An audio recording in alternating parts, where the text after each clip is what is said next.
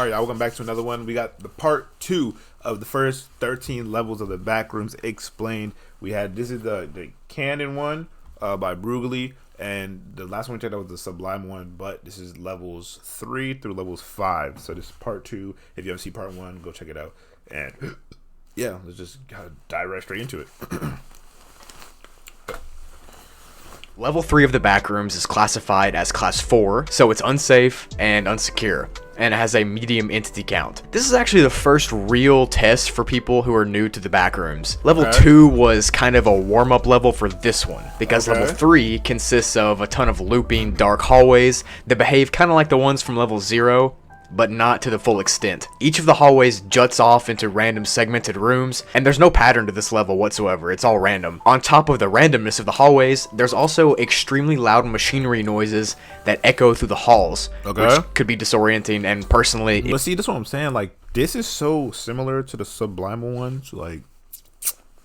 It would drive me insane. The hallways themselves are really skinny. That's why I don't got much to say, because I've already said everything I had to say about the Sublime one on, you know what I'm saying? So yeah. Skinny and short, and really skinny in some places, and sometimes people have to crawl through them, and if you're tall, you have to bend over like the entire time, but good thing I'm 5'10". The walls are made of dusty bricks, and there's copper pipes that run along them, and the floor is made of a hard gray tile. The ceilings are made out of metal, which makes the echo way worse. Interestingly, this level is actually one of the biggest levels in the Backrooms. It's estimated size is around 350 million miles, which is massive. This means it's really unlikely to run into any wanderers here. Bro, that's like, I don't even think humans can travel that many miles in a lifetime.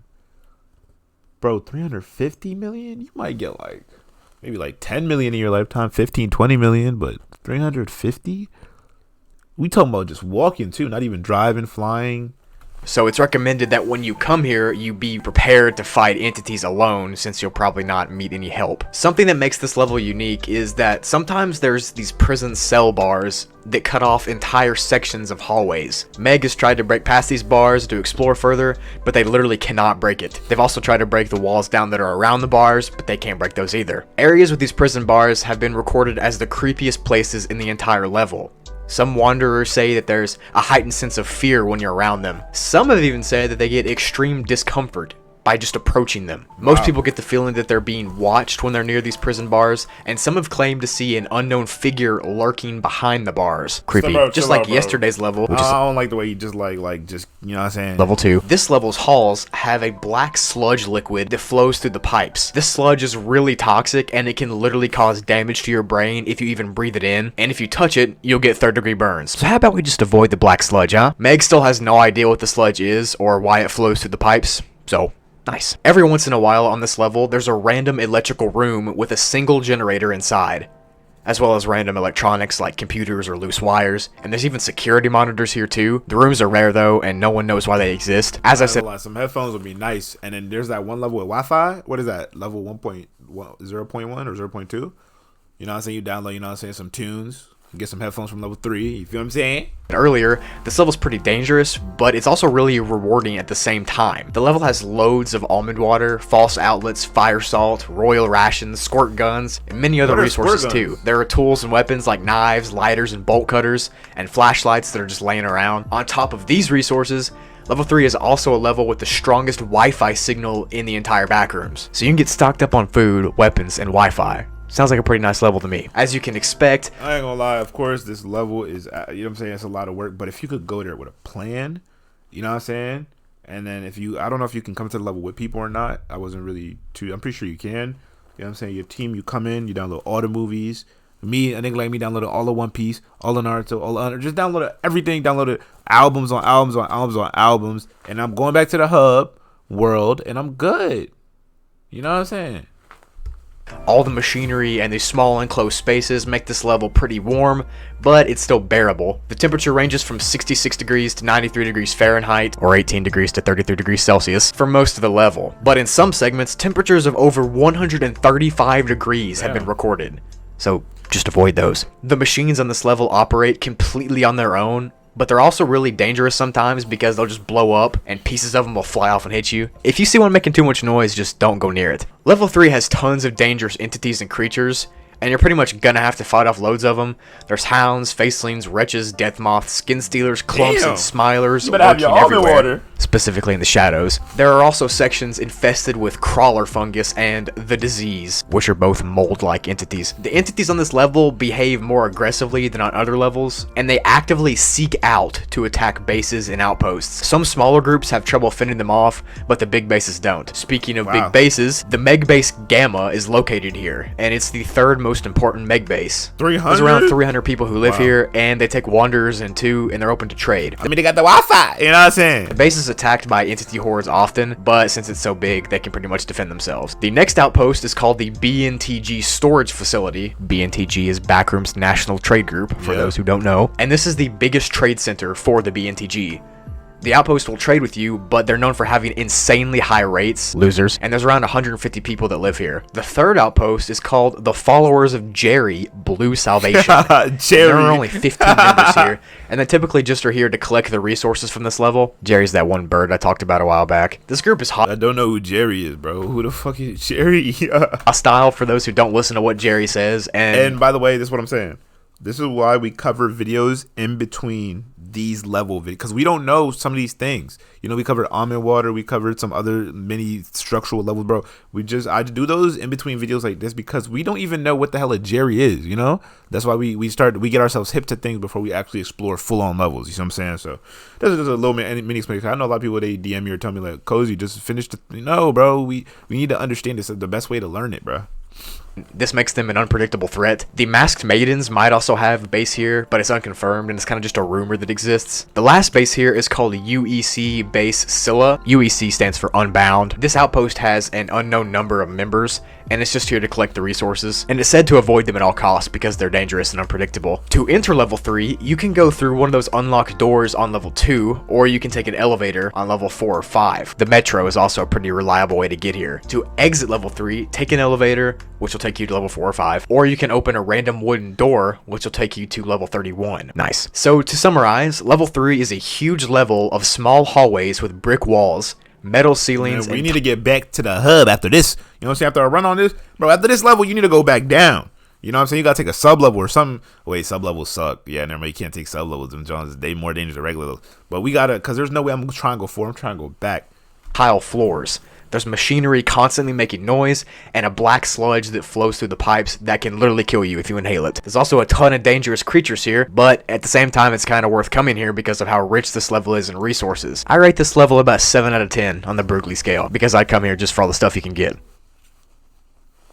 Level 4, aka the Abandoned Office, is classified as a Class 1 survival difficulty and is safe, secure, and has minimal entities. The almond water one? Only 2. This level is mainly known for being the main source of almond water in the Backrooms.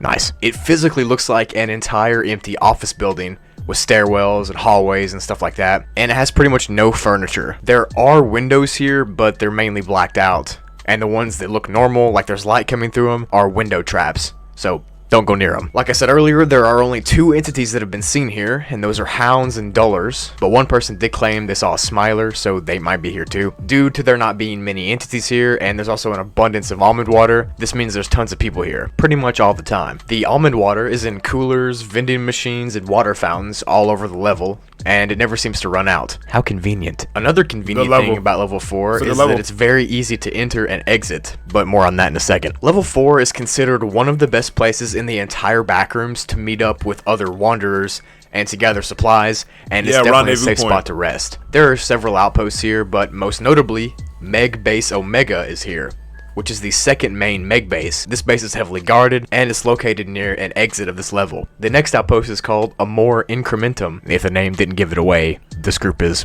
a cult. A cult who worships agriculture. It's one of the smallest documented groups in the Backrooms, as it only has 10 members. And the plants they worship and grow aren't even plants, they're mold, so I don't know what's up with them. The last group here is called the TBD, or To Be Determined, which is a group of about 6 people who literally just hoard the resources on this level for themselves, and they're extremely hostile. They do trade, but when they trade, it's for really weird objects that don't even do anything, so they're just being weird. To enter this level, you can pick from a variety of ways, but the most common way is no clipping from the hub, or you can take an elevator from level 3. To leave level 4, all you have to do is walk through an office-style stairway, there's tons of them on the level, or you can take an elevator, and both of those exits will put you on level 5 or 6. Easy enough. So to quickly summarize, level 4 is the home of infinite almond water, and is relatively safe to just chill at and meet new people. Yeah, that's literally it.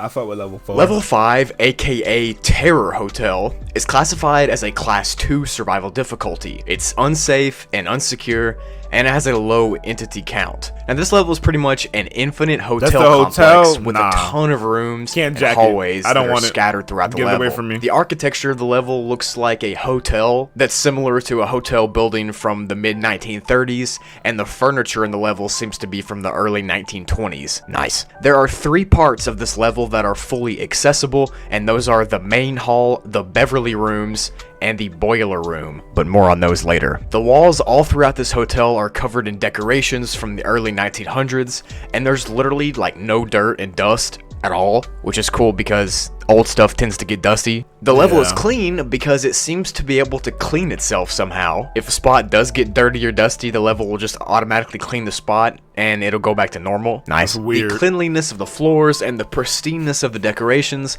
causes this level to give off a really weird vibe. The ambient sound, and you don't spawn in with anybody, right? It's just you. And the music sound on this level is smooth jazz music that's quietly playing from vintage record players, and these record players are hooked up to this extremely old speaker system, and there's speakers running down the hallways. And interestingly enough, this music can actually be changed. Like the record can be changed. It's unknown who changes it or how it's changed. It just does it sometimes. Level 5 is actually pretty well known for these weird noises that people hear on the level. Sometimes they hear party chatter, you know, like the ambient sounds of a party, happening on the other side of walls, or whispering noises behind them. No, bro. This level creeps me out. It creeps me out, bro. It creeps me out. It makes me feel uneasy, bro. Stop. People have even claimed that their shoulder has been tapped when they were alone. Sounds like it's haunted to me. The level also has a ton of paintings where the characters' eyes seem to always be looking at you, which is creepy as it is, but the fact that there's so many of them, well, that makes it creepier. Now it's time to get into the 3 parts of the level, starting with the main hall. As the name suggests, this is the most common area of the level that you can explore. The walls are this retro red color with that fancy looking wallpaper all over them, and the floors range from dark wood floors to red and gold carpet floors. The hallways here have old furniture like shelving and chairs on each side of them. And on the walls in the hallways, there's these old looking candle holders. Now some of the candles are real, but some of them are actually electric lamps that aren't real. There's no fire, it's just electric. And these lamps make a buzzing noise, almost exactly like the buzzing noise from level 0, which is weird. The majority of the rooms in the main hall are empty and locked, but some of the rooms are unlocked, and they end up being bedrooms that are fully furnished, and you can actually rest there. Some of the doors also lock and unlock randomly, so it's not known which ones are unlocked at which times. The main hall also has a bunch of elevators that range from really old designed elevators to really new looking elevators, and you can access a ton of different levels from these elevators, so it's kind of like a miniature hub, if you will. The next part of the level is called the Beverly Rooms, or the Eternal Ballroom. This is exactly how it sounds too. It's just a huge room with a bunch of doors on all sides. There's one table in the very center of the room, and it's got some drinks on it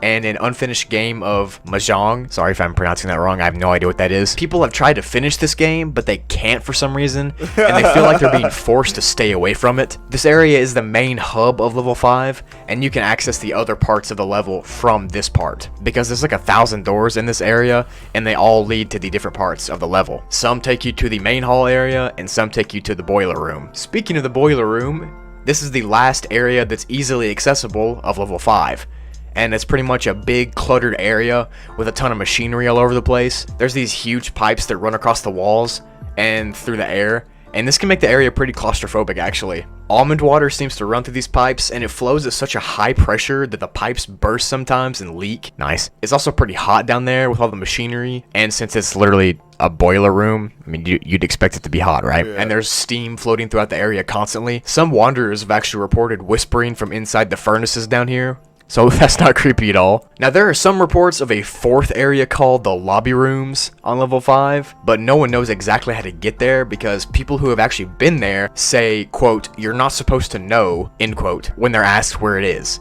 And after just a few weeks of being in this supposed lobby room, the Wanderer loses all memories of it. The only reason the accounts are even written down is because they were quickly reported right after they got sent there. So Meg is currently investigating this room and why it makes you forget its existence, because that's sus. Normal entities are not common on this level, but death moths are a pretty common creature. There's also 4 outposts here. So there's actually outposts here. So okay, so this is the difference. In the subliminal ones, you spawn alone. And there's like music that makes you go insane. You lose your memory. There's the creature that guards the exit. This one seems way more friendlier than the last one, to be honest. Still creepy level, but way more friendlier. Completely. The biggest one being Meg Base Housekeeping. This base is literally just here to study the level and to help guide people through it. You know, typical Meg stuff. The next outpost is called the Homely Hotel, and they actually run a hotel service here. They're located in the main hall area, and they even have signs that point to where they're at. They have applications that wanderers can fill out if they want to stay in the hotel rooms, and they've even got their own food service and room service. What? Nice! The next outpost is called the Originals. This outpost is a group of people that live in one of the Beverly rooms, and only people who entered the Backrooms from the year 1300 to 1940 can be a part of this group. Bunch of old people, bro. They don't let anyone else join. There's about 31 people who live there, and some of them are really famous, actually, like Amelia Earhart.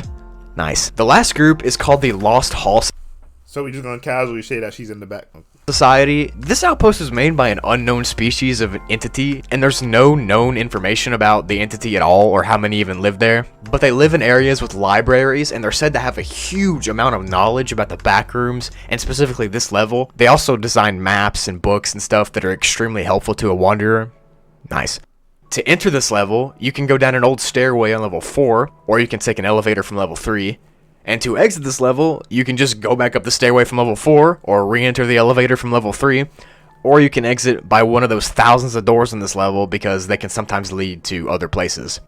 So to summarize, this level is a huge retro hotel with tons of rooms and segments, and a cult of old famous people who live here, and a species of unknown entity that live here and draw maps. There's a hotel service with all the amenities of a real hotel. Way better than the last one, bro. I'm gonna say that for a fact. And there's a Meg base. You know, just your typical level. Nice. Way better than the last one, bro. Facts. Way better than the last one. All right, well, this is where we end this video right here. I hope you guys enjoyed this right here. You guys are enjoying this series. Make sure you like and comment. Let me know you're enjoying this. We're at the midpoint of the series, I think. We probably have maybe 2 more episodes, if that.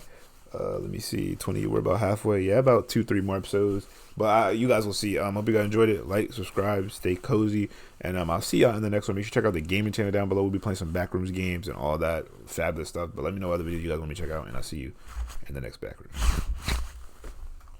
See, I thought I was editing, and I was gonna edit it, make it cool. You know what? Get out my video, bro.